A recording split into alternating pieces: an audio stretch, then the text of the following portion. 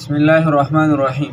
بھائیو، کچھ عرصہ سے انجینئر محمد علی مرزا اور حضرت مولانا مفتی طارق مسعود صاحب کے درمیان کچھ مکالمہ، کچھ بحث چل گئی، اور اسی بحث میں ایک جہلم سے دوسرا کراچی سے، ایک جہلم سے دوسرا کراچی سے ایک دوسرے کے درمیان کچھ سوالات کر رہے تھے۔ ایک نے یہ کیا، دوسرے نے جواب دیا، دوسرے نے یہ کیا، ایک نے چیلنج دیا، دوسرے نے قبول کیا، دوسرے نے چیلنج دیا، تیسرے نے قبول کیا۔ تو یہ اور معاملہ رس کا معاملہ بن گیا۔ تو اسی مولانا طارق مسعود صاحب حسب معمول، جو ان میں اعتدال ہے، نرم مزاجی ہے، انہوں نے یہ پرواہ کیے بغیر یہ بات علاوہ اس بات کے کہ وہ ایک بڑے ادارے جامعۃ الرشید سے تعلق رکھتے ہیں، وہ ایک بڑے مفتی ہے، ایک عظیم انسان ہے، پھر بھی انہوں نے فیصلہ کیا کہ چلو یہ انجینئر محمد علی مرزا تو ہمارے پاس آ سکتے ہی نہیں، وہ تو آتے ہی نہیں، چلو ہم ان کے پاس چلتے ہیں دن کی خاطر، ہم تو تبلیغ والے ہیں، چلو ہم ان سے بات کرتے ہیں کہ کیا مسئلہ ہے بھائی، تم کو کیوں چڑ ہے علماء سے، اتقیاء سے اور زہاد سے، عباد سے؟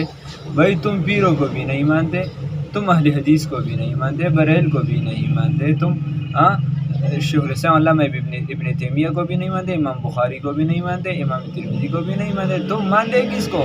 صحابہ کو تم نہیں مانتے، پیغمبر کی شان میں تم یہ باتیں کر رہے، نعوذ باللہ من ذلک، نعوذ باللہ من ذلک، کہ پیغمبر صلی اللہ علیہ وسلم کے خلاف یہودیوں نے کہا کہ یہ آج کا چوکرا ہمیں، کل کا چوکرا ہمیں یہ باتیں سکھا رہے۔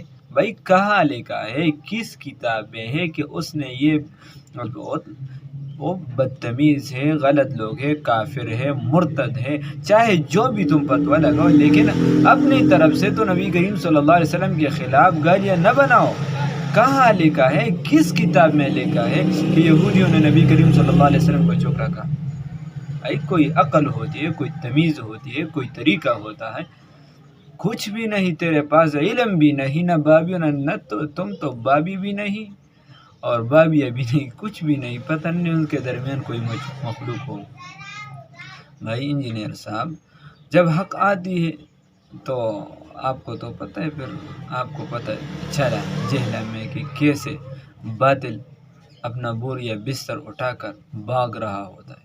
بھائیو، مسئلہ یہ ہے کہ مفتی طارق مسعود صاحب ان کے پاس گئے، بھائی ہم مناظرہ لہجہ بھی نہیں تھا، اور اس سے پہلے بھی جتنے علماء ان کے پاس گئے ہیں، ہمارے اساتذہ گئے ہیں، سب کے ساتھ اس کا یہی روش تھا کہ علماء کے ساتھ یہ ملاقات نہیں کرتا، ان کے ساتھ بالکل ان کے سامنے آتا ہی نہیں، کیونکہ ان کو پتہ ہے کہ میرا دجل، میرا فریب، میرا دجالیت اور لوگوں کے سامنے آ جائے گا۔ علماء تو علماء ہے، لیکن یہ ایکٹر کے ساتھ دنیا والے یعنی کاروباری وغیرہ لوگوں کے ساتھ مل رہے، پتہ نہیں لوگ کہتے میں چندہ نہیں لیتا، چندہ بھی تم ایکٹروں سے مل رہے ہو، تم ان کی باتیں کرتے ہو، جو چاہ رہے ہو تم بولتے ہو، اور کہتے ہم نماز نہیں پڑھتے، اب تو کہتے نہیں پڑھو، اور کہتے ہم گانا سنیں، تم کہتے ہو سنو، اور کہتے ہم اسی طرح مسلمانی کرنا چاہتا ہے، آپ نے کہتے یہ بھی ٹھیک ہے، یہ بھی ٹھیک ہے، وہ بھی ٹھیک ہے، یہ بھی ٹھیک ہے، کافر بھی ٹھیک ہے، یہودی بھی ٹھیک ہے، عیسائی بھی ٹھیک ہے، تم بھی ٹھیک ہو، یہ کیا ہو گئے؟ وہ بھی ٹھیک، یہ بھی ٹھیک، یہ کیا ہو گیا بھائی؟ یہ مسلمان ہے؟